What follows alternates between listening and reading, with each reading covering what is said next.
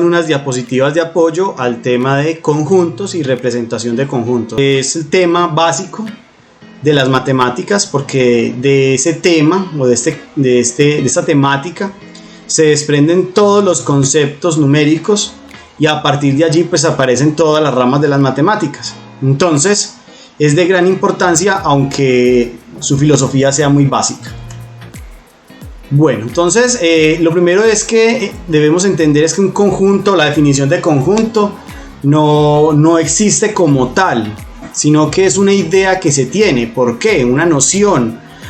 Porque así como se dio el sistema numérico en las civilizaciones humanas, se dieron desde momentos primitivos y han evolucionado a nivel del tiempo y se ha desarrollado de acuerdo a la evolución misma del hombre, de esta civilización. Así ha pasado con el concepto de conjunto. Entonces lo que dice allí es que en matemáticas el concepto de conjunto se considera primitivo y no tiene una definición exacta de él.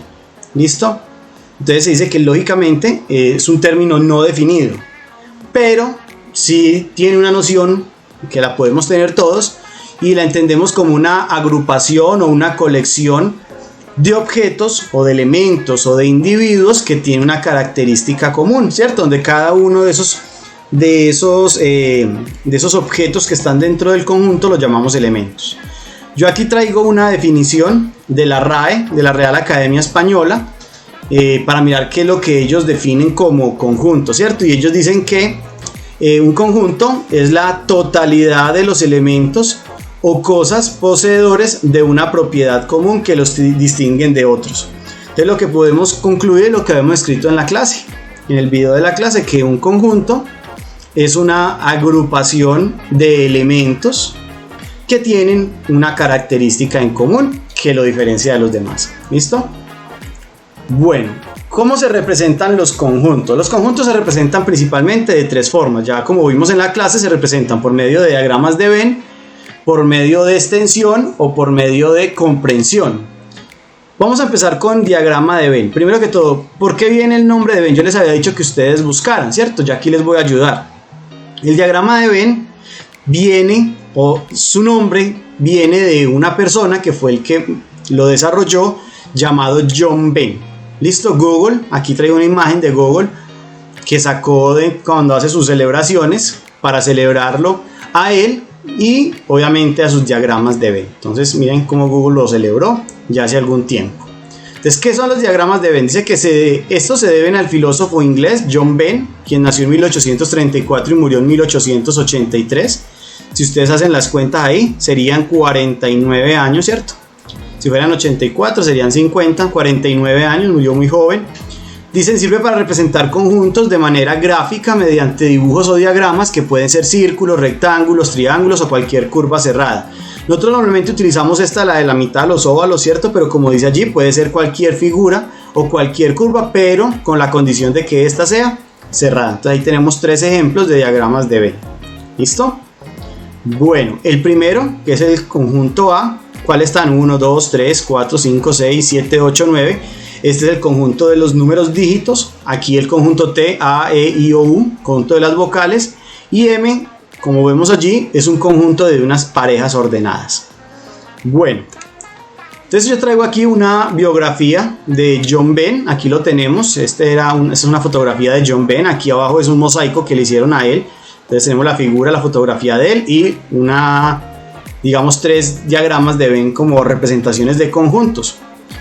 Nació en Dipol en 1834, eso es Inglaterra, y murió en Cambridge en 1923. Ese nombre es muy común, una de las universidades más importantes del mundo. Ahora es una de las que están principalmente ayudando al desarrollo de las vacunas. Fue un matemático y lógico británico a quien se le debe los diagramas que llevan su nombre.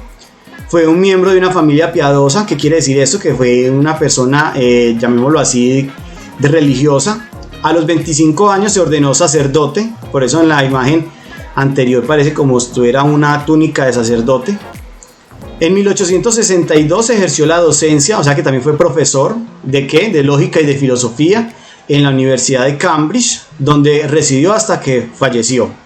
En 1883 abandonó el servicio de sacerdocio ¿Por qué? Porque él ya tenía unas creencias filosóficas que había desarrollado a partir de sus estudios, y estos no iban con el anglicanismo, que era una de las religiones más de la parte católica que se veía en Gran Bretaña en esa época.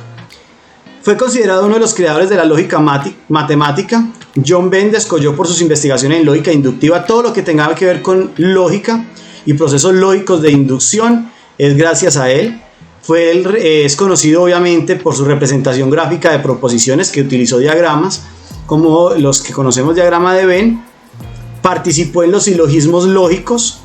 Cuando ustedes vean tal vez la asignatura de razonamiento matemático, lógica matemática, van a ver algo sobre eso, si no es que ya lo han visto, donde los diagramas de Venn permiten determinar la verdad o falsedad de un silogismo.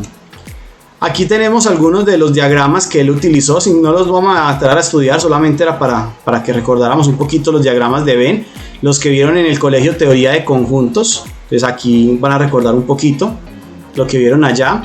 Esta imagen es de la librería o la biblioteca de la Universidad de Cambridge, que le hicieron un ventanal, un vitral como tal, que se llama John Venn, ¿cierto? Dice acá presidente entre estas fechas.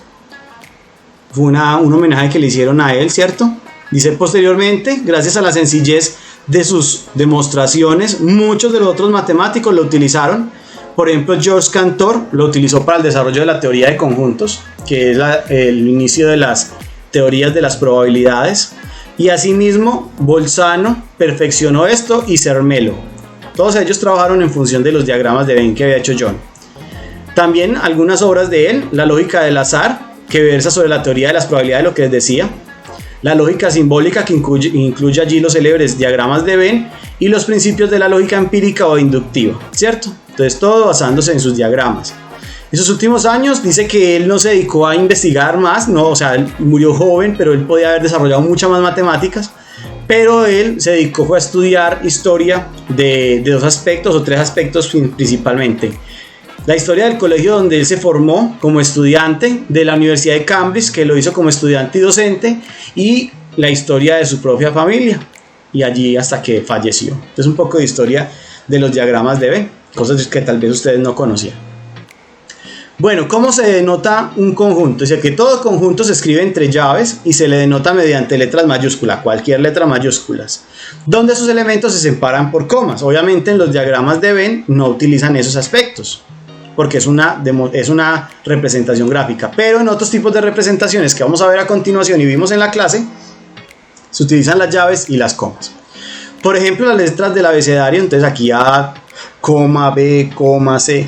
Entonces yo soy muy enfático en el uso de las comas, porque aquí dice que se separan mediante comas. Entonces muchos no las ponen y ya están desobedeciendo la norma de la notación. Cuando se tiene un conjunto, normalmente los elementos si se repiten, no se escriben repetidas veces, sino simplemente uno representa todos los elementos de ese mismo conjunto, ¿cierto? Entonces aquí X, Y, Z representaría todo eso que está acá. Esto que está en rojo, ¿qué dice? Que cuando uno tiene cierta cantidad de elementos dentro de un conjunto, su representación simbólica mediante un número lo llamamos el número cardinal, ¿cierto? Entonces 0, ahí vamos a ver que 0 no tiene representación. 1, entonces le representan con el 1, el 2 con si hay 2 objetos, 3 si hay 3 objetos, 4 si hay 4, etcétera, etcétera, etcétera. Listo, eso lo llamamos cardinal de un número. Bueno, entonces ahora sí, las representaciones de los conjuntos. Entonces hay dos representaciones diferentes a las del diagrama de Venn. Una es lo que llamamos nosotros por extensión. Dice, es aquella forma mediante la cual se indica cada uno de los elementos del conjunto.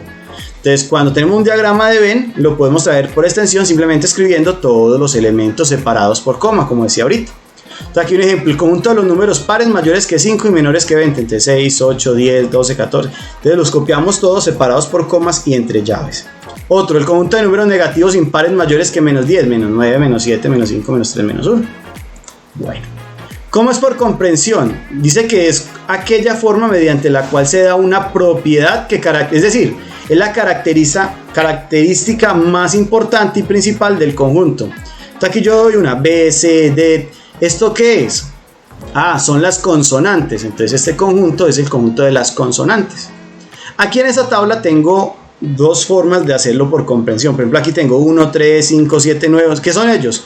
Son los impares. Números impares que quieren menores que 12. Entonces así. Otra forma de escribirlo es x tal que x es un número impar menor que 12. Plátano, manzana, piña, mango, que son frutas.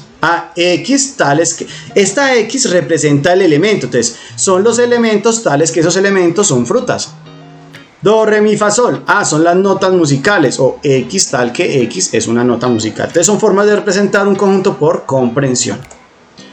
Bueno, yo le había colocado algunos tipos de conjuntos para que ustedes buscaran. Aquí también les ayudo con algunos tipos de conjuntos. Entonces, el conjunto vacío es un conjunto que no tiene elementos, también se le llama conjunto nulo y generalmente se representa por este símbolo que es una circunferencia como un cero y una línea que lo atraviesa para representar no el cero sino un conjunto vacío o nulo. ¿Cuáles son los números que son mayores que 9 y menores que 5? No hay, por eso el conjunto es vacío. Conjunto unitario es el conjunto que tiene un solo elemento. Entonces, el valor de x que satisface 2x más 6 igual a 0. Esto es una ecuación lineal que despejándola da que x es igual a menos 3. Solo es una respuesta. A eso se le llama un conjunto unitario. Aquí está. Conjunto del sol, donde el único elemento es sol. Conjunto finito. Es el conjunto con limitado número de elementos. Es decir, ¿qué quiere decir limitado? Es decir, que yo los puedo contar. Entonces aquí dice, aquí están todas las letras y aquí un número de bolas que si yo cuento, ahí las puedo determinar cuántas hay. Vocales, A, E, I, O, U. Listo, no hay más vocales. Los dígitos, 1 hasta el 9. Ahí está. Entonces yo puedo saber cuánto es el fin. Conjunto infinito es el conjunto con ilimitado número de elementos. Por ejemplo, los números pares. Sé que el primer número par es 2. ¿Cuál es el último? Infinitos. Hay infinitos. Múltiples de 5, infinitos. Entonces aquí es una representación de los conjuntos infinitos. ¿Listo? Entonces por extensión se representa con puntos suspensivos. Y nuestro último conjunto es lo que llamamos el conjunto universal. Ese se utiliza mucho en la teoría de conjuntos. Dice que es aquel que contiene todos los elementos de una situación particular que se representa con la letra U. Entonces los números complejos se componen de ¿quién? De los naturales, de los enteros, de los racionales, de los irracionales y de los reales. Y esta es una representación del conjunto universal. Entonces acá hay un conjunto A y universal es todo, incluyendo A y todo lo que no es de A. ¿Listo? Aquí en nuestra primera diapositiva también se puede decir, por ejemplo, que los números reales es el conjunto universal porque allí están los naturales, los enteros, los racionales. Ahí faltaron los irracionales, ¿cierto? Faltaron que es un conjuntico aquí apartecito. Bueno, entonces muchachos, aquí tenemos entonces esta última diapositiva. Hicimos un recuento histórico de qué es la definición de conjunto, la noción, más que definición es la noción, la idea que se tiene. Pasamos por la representación, hablamos un poquito de los diagramas de Venn, quién fue John Venn, el que los utilizó por primera vez, el que lo desarrolló. De eso miramos la notación, qué características tiene, qué es lo que llamamos un número cardinal. Luego ya pasamos a mirar la representación de los conjuntos por extensión, luego por comprensión y luego vimos unos tipos de conjuntos. El conjunto vacío, el conjunto unitario, el conjunto finito, conjunto infinito y el conjunto universal. Sobre el tema de conjuntos hay muchísima información. Los conjuntos es un tema básico, elemental, primitivo, pero permea en todas las matemáticas. Nosotros solamente vamos a basarnos en esta información, es la que necesitamos, no necesitamos más, para ya después entrar entonces a mirar lo que está acá. ¿Listo? Los sistemas numéricos y las operaciones y propiedades que se desenvuelven allí. Entonces eso es por eso el tema inicial de nosotros.